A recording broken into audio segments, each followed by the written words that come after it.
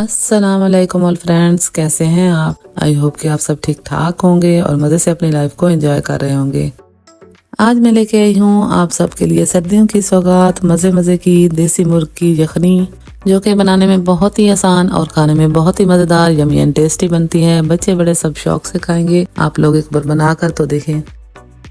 तो फ्रेंड्स, जैसे ही सर्दियाँ स्टार्ट होती हैं, हर घर में देसी मुर्ग की यखनी बनना तैयार हो जाती है और हर घर में शौक से खाई जाती है। तो हम लोग बचपन से ही देखते आए हैं कि हमारी अम्मियाँ, नानियाँ, दादियाँ घंटों लगाती थी ये देसी मुर्ग की यखनी बनाने में। रात के 12-12 बज जाते थे, लेकिन हम लोग वेट करते थे कि देसी मुर्ग की यखनी खा के ही सोएंगे। वक्त के साथ साथ अब जदीद दौर भी आ चुका है और इतना टाइम भी नहीं होता, तो मैं आप लोगों को एक फास्ट तरीके से देसी मुर्ग की यखनी बनाना सिखाऊंगी। वीडियो को स्टार्ट करने से पहले आप सबसे रिक्वेस्ट है कि प्लीज वीडियो को लाइक करें, फ्रेंड और फैमिली के साथ शेयर करें। चैनल पे न्यू है तो चैनल को सब्सक्राइब भी कर लें।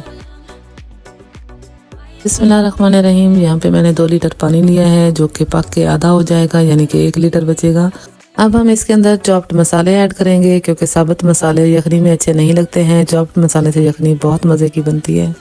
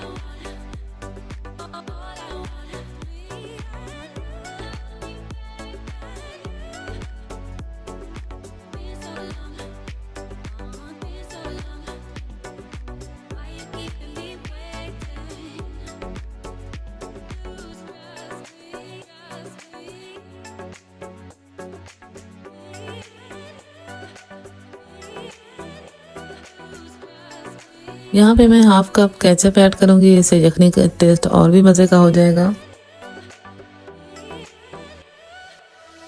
लीजिए जनाब, हमारी यखनी तैयार हो चुकी है जस्ट हाफ आवर में, और बहुत ही मज़ेदार, यमी एंड टेस्टी बनी है।